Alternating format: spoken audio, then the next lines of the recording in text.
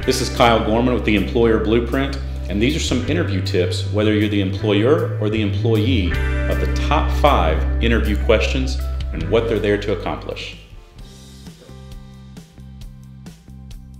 You know, interviews can be very challenging and stressful, no matter which side of the table you're on. But ultimately, what we're trying to uncover is 4 key things. We want to know how they define success, how you overcome challenges, what your passions are, and what your work preferences are. So here are 5 key questions that you can ask to help get you there. So the first question that I like to ask as we really get the interview rolling is, tell me about one of the greatest accomplishments that you've made in your professional career. And what this does is this helps us understand what they believe success is, and it also helps us understand if their skills are going to align with our organization. As they start defining one of their greatest achievements, you're going to understand one of those first things that we talked about, and how do they define success? Well, you're going to understand how they define success depending on what they describe to you as a great achievement for them in their professional career. The next thing I like to ask is, I want to hear you talk about a recent challenge that you faced in your career and how you overcame that. So what I'm trying to find out here is, what type of weaknesses or challenges do you have? But I want to know recently. I don't want to hear about something that happened 10, 15, 20 years ago. I want to hear about recently, what's something that's happened in your professional career that you saw as a challenge and how you overcame that. Now what I'm learning about you is your conflict resolution skills, your problem solving skills, and how you handle stress when things aren't going the way that you had planned. And this is great for me to understand overcoming challenges and how you face that.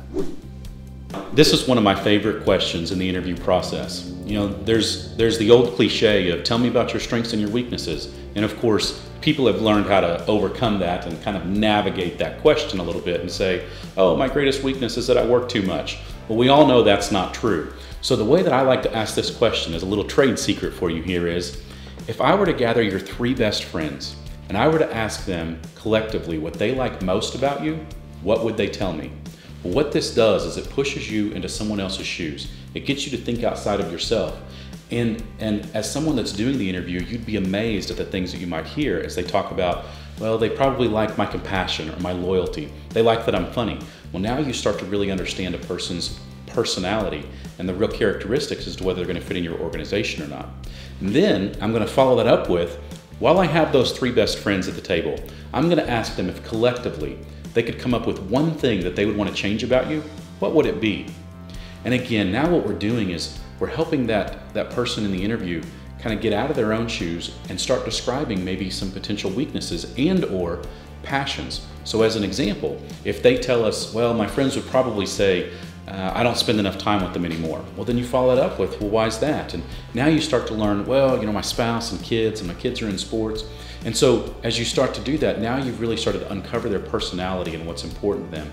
And you've learned strengths and weaknesses without asking the old cliche question about their strengths and weaknesses. So the 4th question that I think is very valuable is, tell us what kind of hobbies you have. What do you do for fun when you're not at work? What we're doing is we're going back to uncovering passions, like we had talked about earlier. So as we uncover these passions, this is where we really learn about what's important to this person, what motivates them. And sometimes this question has to be moved up. You know, we don't have to ask these questions in any particular order. And if you get someone in the interview that is really nervous and they really haven't opened up, let's go ahead and jump to this question. Let's put this out there and say, well, why don't you tell me about your hobbies? Let's step away from work for a little while. And all of a sudden, what you're going to see is as they start talking about their hobbies, their passions, the things that they're interested in, they're going to get more comfortable, they're going to relax in their seat, and now they're going to open up to you. And now you can also make a connection and a relationship with them as they talk about their kids in sports, or maybe their daughters in dance and gymnastics, or maybe they love horses or motorcycles or cars.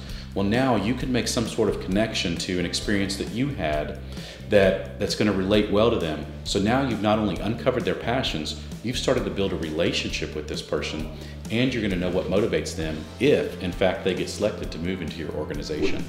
And the last thing we want to uncover are work preferences. And the way that I like to phrase this question is, tell me about your favorite boss and tell me about your least favorite boss. Now, I always like to let people know, I don't want names, especially if you're in a small environment, small community, or if you're interviewing someone in your organization for potential promotion.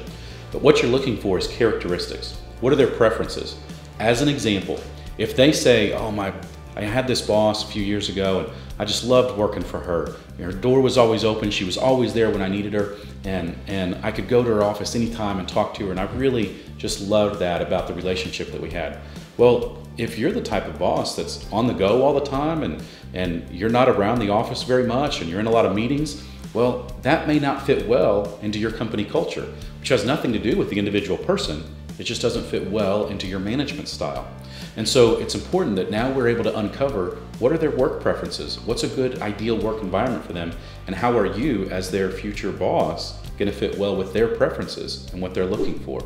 So if you're the employer or you're the employee, either way, these are the 4 things that we're trying to uncover. This is what's important to us, and these are 5 questions that I'd recommend to help you get there and help you uncover these. If this is something that you enjoyed, subscribe to the YouTube channel for more great information from the Employer Blueprint. I'm Kyle Gorman.